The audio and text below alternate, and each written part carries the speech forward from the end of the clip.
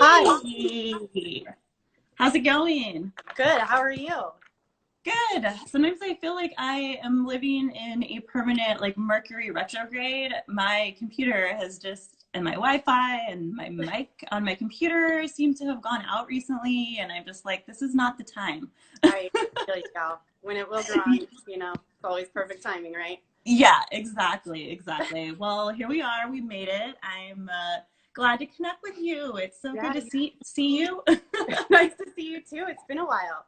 I know. Well, I'm just gonna give a quick hello to everybody tuning in and say thank you for all joining us on today's Instagram Live speaker session. We have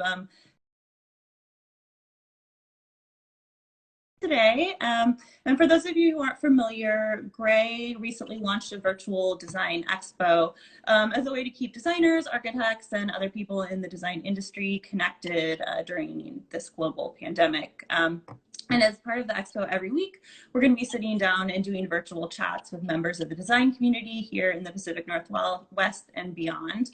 Just to see, how people are faring, what they're doing, how they're staying creative in these uncertain times. So as I mentioned, today's speaker is Kelly Ogden from Portland-based Elk Collective.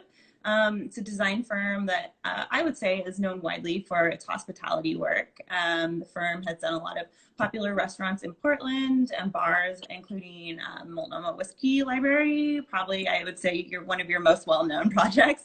Levant, and my personal new favorite is Voice. Am I pronouncing that right? Voice, yeah.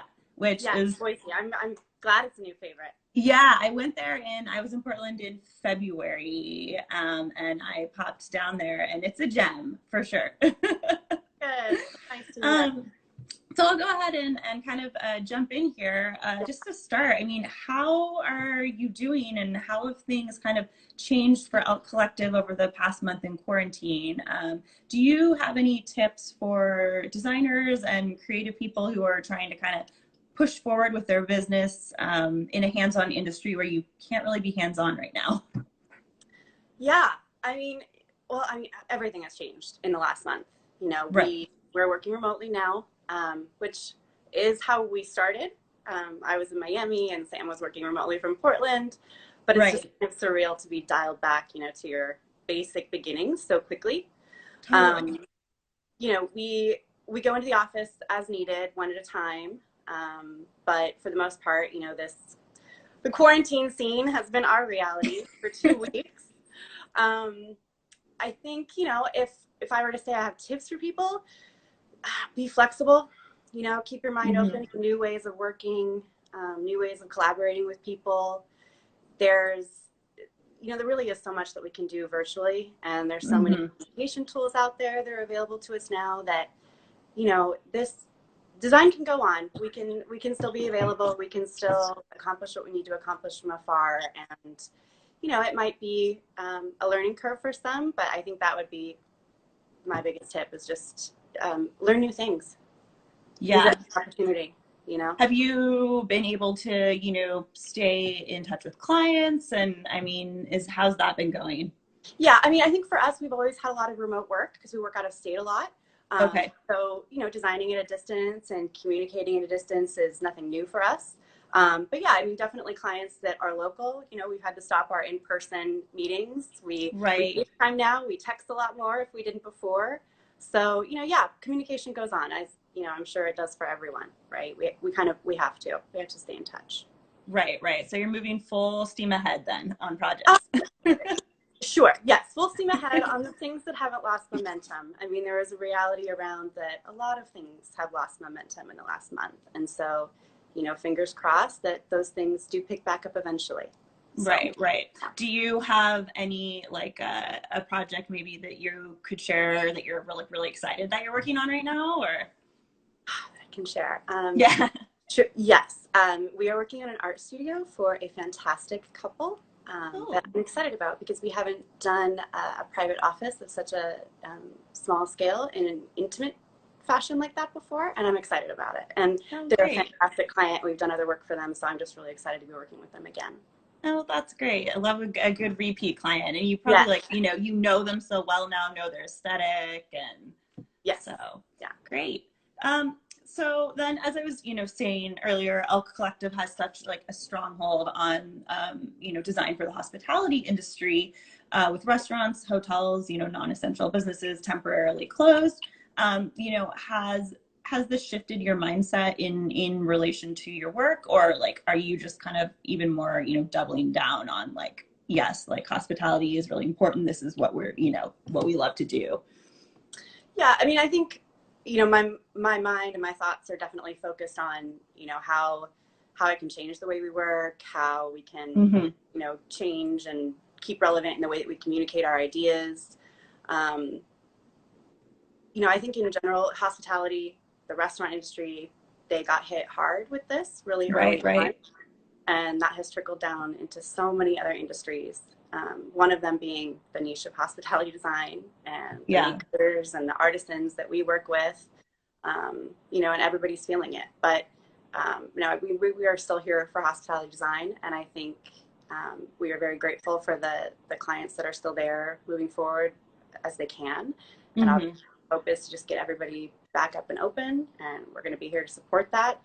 And really, I think, if anything, this has shown us all just how connected we all are. If we didn't see it before, we see it now, right?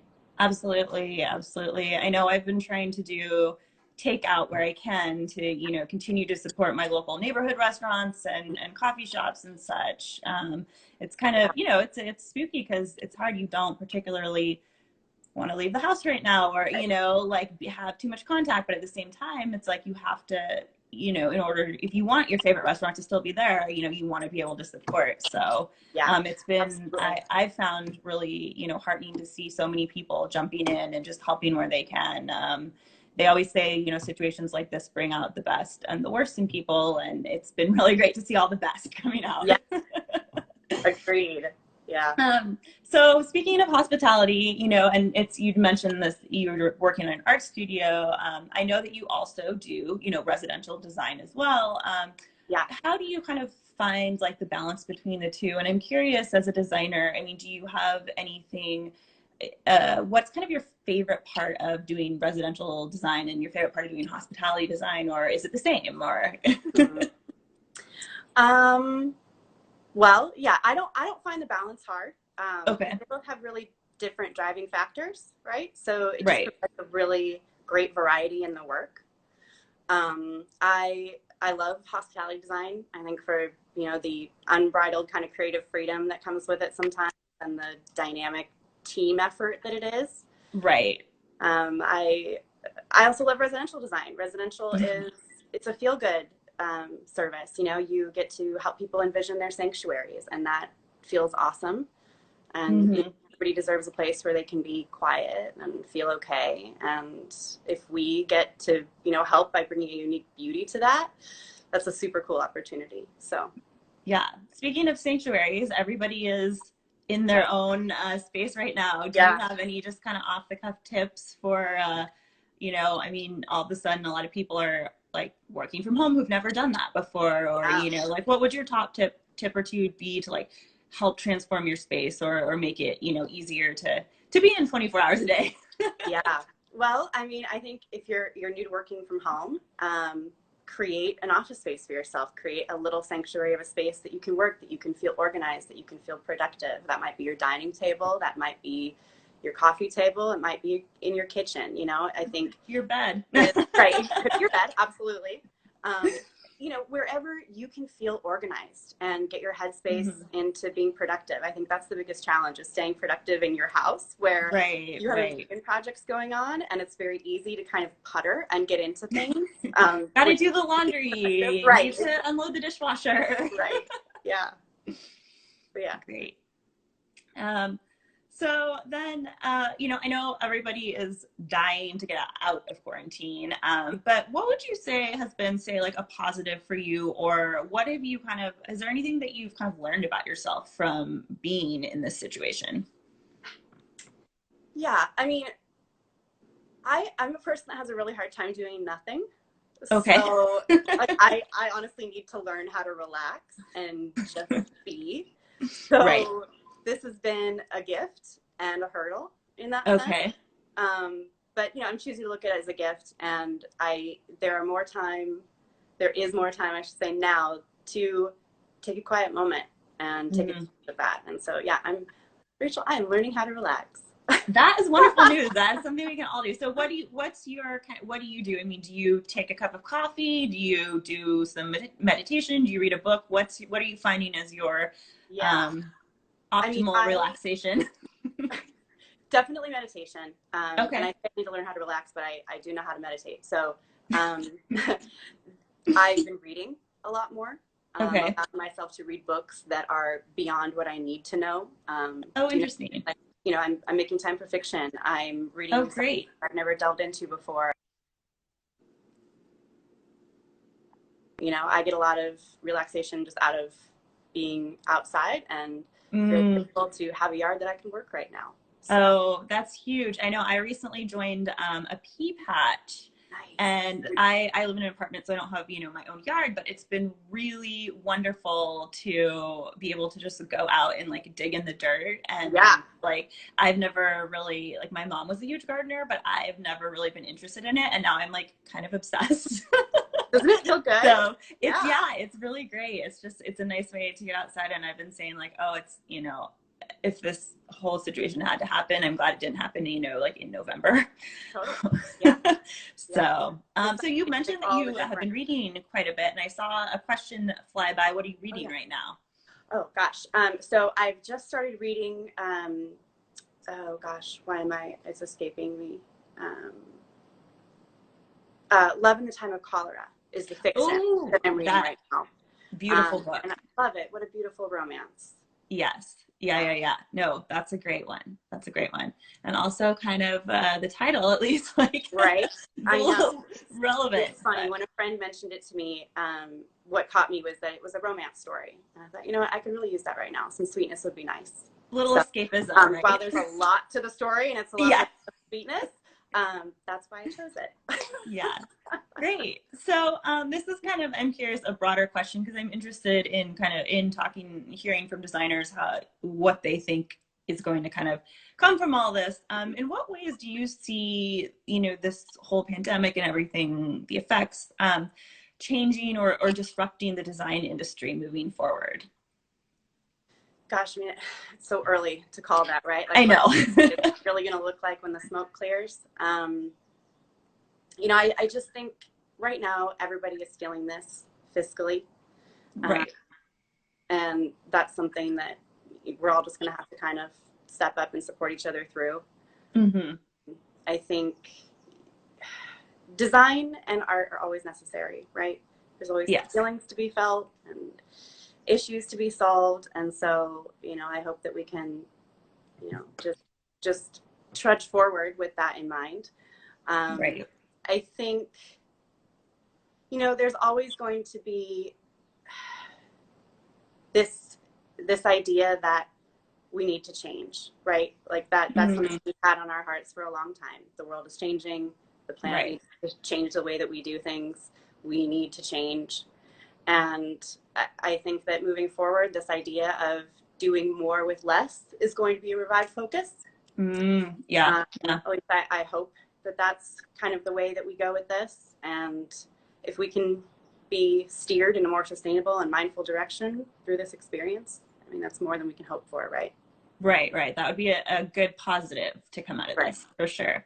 Then speaking of positives, I know that, like we were talking about, there's so many people stepping up right now and pitching in and just doing what they can. I'm curious if you had any, charity or fundraiser or individual or anybody who has been, you've, seen really stepping up, who you would be interested in giving a shout out to, or, recognition. There are so many people who are doing of course this now. I actually have two for you, too. Great. I'm going to hold them up. So the first group, make sure you can see it there, is Family Meal PDX. Okay. I just realized. Oh my gosh. Okay. I'm so sorry. We didn't talk about that in prep, did we? Okay. No. Well, I should have thought of that before this, but you can just tell us. Clearly, you and I do this all the time. Okay. So it's Family Meal PDX. And they are a group that's offering help to the food service and the agricultural workers of the area. And, they're working around the clock, so they need some help. And the other group that I was going to shout out to was Do Good Multnomah. And they're a group that provides housing to houseless veterans in town. And again, just working all the time at this point and could really use some support. So wonderful, wonderful. Well, I hope everybody heard that. You can go check out their Instagram. They both have Instagrams. Great, so they're great. Out there. So easy to find then. Yeah. Great, thanks, Kelly. So at the end of every one of our interviews, we have our Gray's like 5 questions. It's kind of a quick lightning round. So I'm gonna go through and I'm just gonna go boom, boom, boom. And let's see what you got here. So first question, what is one thing you do to get out of a creative block? Well, I meditate. And if I'm not in a mindset to be meditating, I go on a walk usually so I can get there, even if it's just a few blocks. Great. What did you want to be at age 5? A teacher. You kind of are. Number 3, who is somebody that has shaped your life professionally? I mean, honestly, every single team I ever work with, because you can choose to learn so much about yourself when you're working closely with other people. But if I chose one person, I would say Michael Sizz. He's no longer with us, but I worked with Michael from 2006 to 2009. And in terms of one person that had a lot to do with the direction of my design path, it would be him. Great. What are 3 objects that are on your desk at all times? An architectural scale, a red pen, and a roll of trace. Great. And then The standard, the design standard. And then last but not least, what is the best advice you've ever received? That all we can do is our best. My grandmother used to say that to me, and I think for me, it's just reminding myself to always ask that question. And wonderful. If I say yes, then we've done good. Great. Well, I think that's a good question for all of us to keep in mind at this time. Sure. Yeah. Always do our best. Well, Kelly, thank you so much. I'm so glad that we were able to jump on here, and I'm sorry for my tech glitches earlier, but we got on here, we got to talk. All is great, and I can't wait until we come through this and we can all gather again, and I hope to see you face to face next time. See you in person next time. Yeah. Yes. Well, and thanks to everybody who tuned in. Our next Instagram Live talk will be on Friday at 1 p.m. with Eric Treen of Amigo Modern. So awesome. All right. Have a great rest of your day. Thanks. You too. Bye, everybody. Bye.